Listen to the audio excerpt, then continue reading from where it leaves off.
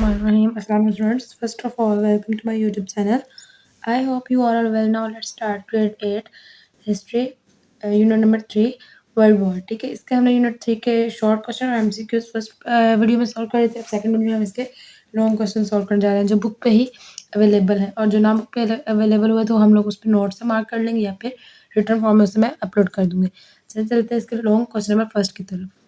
तो देखिए, अब क्वेश्चन नंबर 1 है, answer the following question in detail. Page number 49 पे है, what were the main causes of world war 1, यानी कि जो वर्ल्ड वॉर 1 थी, पहली जंग अजीम थी, उसकी क्या वजूहत थी। तो इसका आंसर आपकी बुक के पेज नंबर 38 और 39 पे गिवन है, तो इसको आप पेज नंबर 38 और 39 पे मार्क कर लीजिएगा।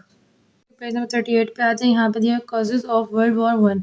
ठीक है, वर्ल्ड वॉर 1 की वजूहत पहले इसका यहाँ से स्टार्ट हो रहा है। पेज नंबर 38 पे सिर्फ 2 ही लाइन है।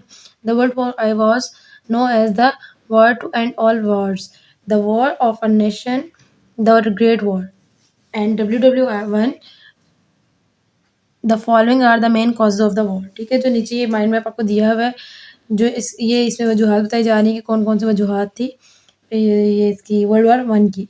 पेज नंबर 38 पे ये हो जाएगा। देन अगर माइंड मैप बना लेते तो बेहतर, अगर नहीं बनाते तो भी कोई बात नहीं, बस आपको इसको डिस्कस करना होगा। मिलिट्रिज्म, एलियंस, इम्पेरियलिज्म और नेशनलिज्म, इसको आप लोग डिस्क्राइब कर देंगे तो डिटेल से डिस्कस कर देंगे तो आपका ये आंसर इनफ होगा। लेकिन आप माइंड मैप बना देते हैं तो ये आपके पास प्लस पॉइंट होगा। चलिए अब चलते हैं पेज नंबर 39 पे। 39 पे आपको ये मिलिट्रिज्म का और इसका एलियंसेस का, इम्पेरियलिज्म का और नेशनलिज्म का जो है पैराग्राफ गिवन है। तो आप इसको चाहे थोड़ा बहुत शॉर्ट करना चाहें तो कर लें, वैसे पूरा ही लिखें तो ज़्यादा बेहतर है क्योंकि इसमें सारी डिटेल इनको दी हुई है। अगर शॉर्ट क्वेश्चन तो हम इसको इन शॉर्ट कर लेते, लेकिन ये है कि लॉन्ग क्वेश्चन है। लॉन्ग क्वेश्चन 8 क्लास के लिहाज से इतना होना चाहिए कि आप लोगों को 8 मार्क्स मिल सकें, या 8 या 10 मार्क्स जितने मार्क्स का आपका क्वेश्चन होता है। मोस्टली 8 या 10 का ही क्वेश्चन होता है, तो आपको इतना लिखना पड़ेगा तो ही आपके मार्क्स आएंगे। अगर आप इसको शॉर्ट करेंगे फर्दर तो आपके मार्क्स डिडक्ट होंगे फाइनल्स में। तो ये पेज नंबर 38 और 39 पे क्वेश्चन नंबर 1 का आंसर हो गया। क्वेश्चन नंबर 1 लॉन्ग का। अब चलेंगे क्वेश्चन नंबर 2 की तरफ। ओके, तो अब देखिए सेकंड क्वेश्चन है, critical analyse the causes behind the World war 2 keeping in the mind the destruction caused by the war. देखिए क्वेश्चन नंबर 2 का जो आंसर है वो आपको 42, 43 और 45 पे, यानी कि पॉइंट्स में है, कुछ 42 पे, कुछ 43 पे और कुछ 45 पे।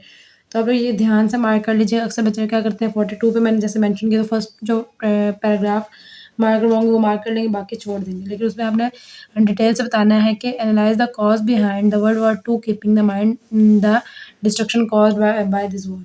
ठीक है, जो जो मैंने मार्क करवाना है 42, 43, 45 पे आपने सब मार्क करना है तो ही आपका आंसर मुकम्मल होगा। अगर एक पेज 42 वाला मार्क कर लेंगे तो आपका आंसर शॉर्टकट में रहेगा, यानी कि फुल आंसर जो क्वेश्चन के मुताबिक जो क्वेश्चन पूछा है वो फुल आंसर नहीं दे सकेंगे एक अगर मार्क करेंगे तो, जिसकी वजह से आपको मार्क्स पूरे नहीं मिलेंगे। तो चलिए इसके आंसर को मार्क करें 42, 43 एंड 45 पे। ओके, तो देखिए सबसे पहले देंगे पेज नंबर 43 पे जो फर्स्ट पार्ट है इसका। ठीक है, यहाँ पे major causes of world war, इसकी वजूहत जो दी हैं वो हैं, तो आपने इसको मार्क करना है यहाँ से।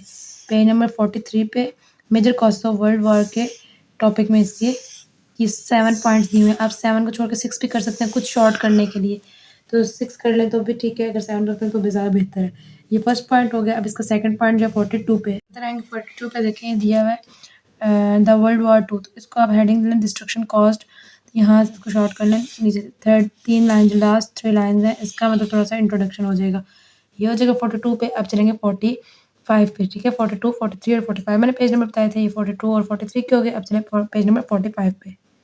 देखिए 45 पे effect of the World war 2 है, लेकिन ये इसमें ये है कि पूरा पैराग्राफ लिखें तो भी ठीक है, लेकिन ये है कि पूरा पैराग्राफ लिखेंगे तो ये बहुत लेंथी हो जाएगा, इसलिए इन शॉर्ट आप लोग इसका जस्ट जो है ना ये फर्स्ट पॉइंट और सेकंड पॉइंट जो है ये हाईलाइट कर लें।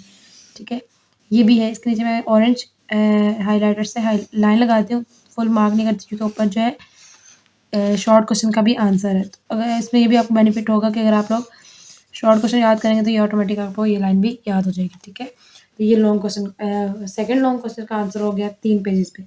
अब चलेंगे क्वेश्चन नंबर 3 की तरफ। ओके, तो आप देखिए क्वेश्चन नंबर 3 है, what are the causes of the formation of the United Nation, enlist the main organs. ठीक है, जो उसकी वजूहत थी यूनाइटेड नेशन आप लोगों को बतानी है, तो इसका आंसर आपको पेज नंबर 46 पे दिया हुआ है। तो पेज नंबर 46 अपनी बुक को ओपन कर लें।